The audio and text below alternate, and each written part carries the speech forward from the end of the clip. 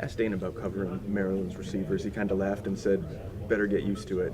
In the Big 12, I mean, this is kind of par for the course. Can you talk about the challenges that Maryland does present, and I guess just kind of how heading into conference play, just that this is, I guess, going to be what you guys see on a regular basis? Yeah, I mean, they have three really good wideouts.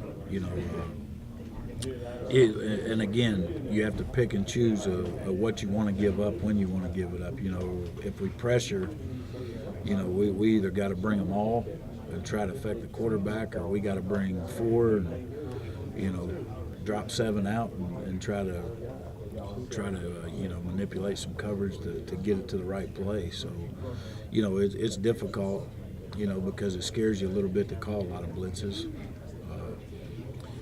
because you don't want to give up the big one. And those guys, they have three guys that are very capable of making a play, whether it's on a hitch screen or whether it's a deep ball, they can do it all. So Isaiah and Shaq there, those guys did come in last week and seemed like they made the most of their opportunities. Can you talk about that and what they were able to do coming off the bench for you? Yeah, and I think the biggest thing with both of those kids is they played a lot of football, so it wasn't like that was their first time in. And Isaiah has started a lot of football games here and has been very productive. So I was very comfortable with him, and thought he played well. And then the same thing with Shaq that I just talked about. I mean, he's playing really well right now, playing with a lot of confidence, and he's a great blitzer, very explosive kid. So I love the way he plays. Mentality-wise, how's Bruce handled? I mean, he was a 2-year starter coming in, and now he's playing in a reserve role and fighting for his time.